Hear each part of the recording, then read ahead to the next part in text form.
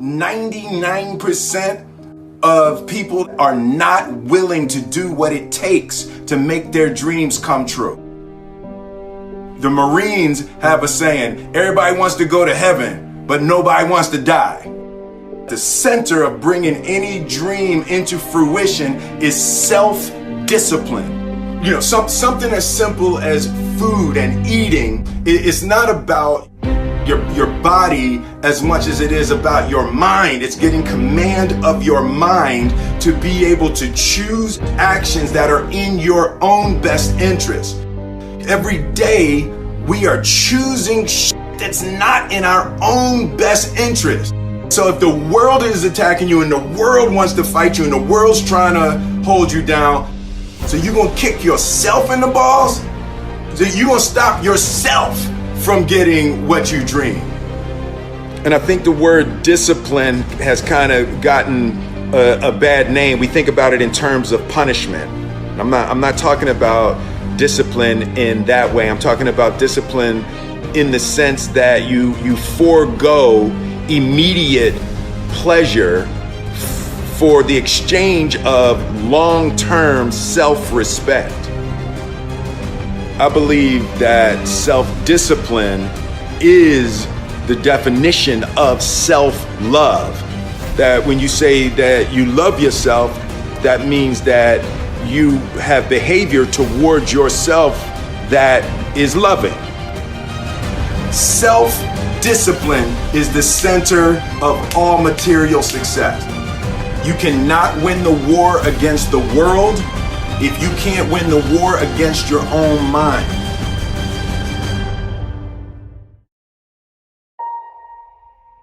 Self-love is when you say to yourself, man, look, I know you and that girl got a real connection. I know y'all vibe, but that's your girl's cousin. So I love you too much to let you do that.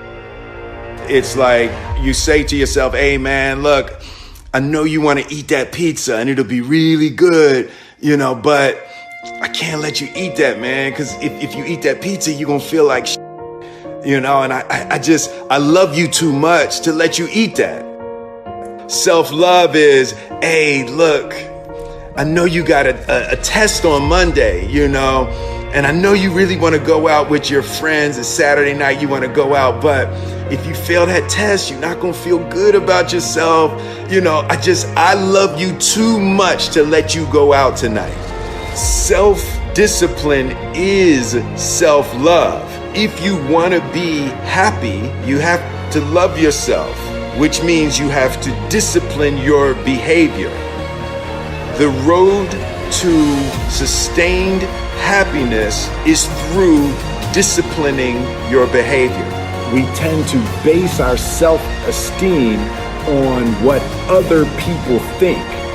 And that's not really self-esteem. Self-esteem is supposed to be how we feel about ourselves. And I was just saying how dangerous it is to allow other people to determine how you're going to feel about you. And it's kind of like looking into a broken mirror. You're going to look in a broken mirror and then change your face to try to look good in this defiled, busted, broken mirror. And it just, other people's opinions is a really way to determine how we feel about ourselves.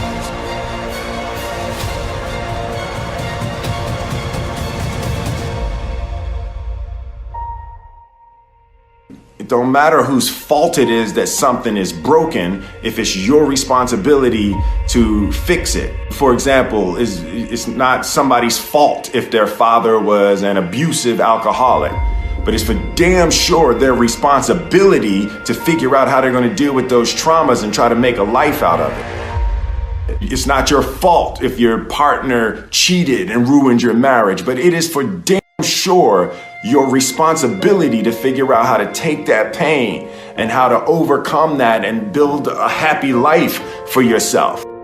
Fault and responsibility do not go together. Sucks. but they don't. When something is somebody's fault, we want them to suffer. We want them punished. We want them to pay. We want it to be their responsibility to fix it, but that's not how it works, especially when it's your heart. Your heart, your life, your happiness is your responsibility and your responsibility alone. As long as we're pointing the finger and stuck in whose fault something is, we're jammed and trapped into victim mode. When you're in victim mode, you're stuck in suffering. The road to power is in taking responsibility. Your heart, your life, your happiness is your responsibility and your responsibility alone. You can make a person smile, you can make a person feel good, you can make a person laugh, but whether or not a person is happy is deeply and totally and utterly out of your control.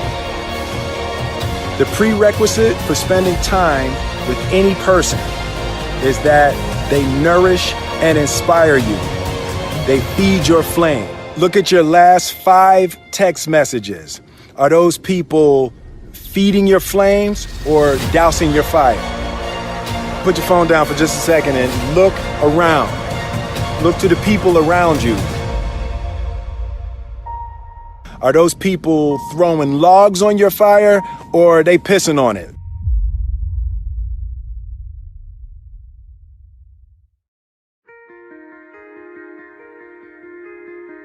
I want my life, I want my work, my family, I want it to mean something. And it's like, if you are not making someone else's life better, then you're wasting your time.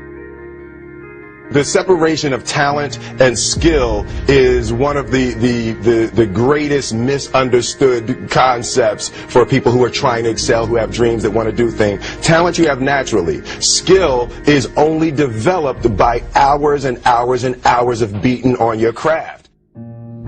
You don't try to build a wall. You don't set out to build a wall. You don't say, I'm going to build the biggest, baddest, greatest wall that's ever been built. You don't start there. You say, I'm going to lay this brick as perfectly as a brick can be laid.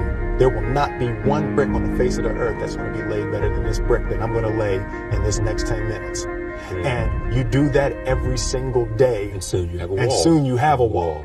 And I think psychologically, the advantage that gives me over a lot of people that I have been in competition with in different situations is it's difficult to take the first step when you look how big the task is.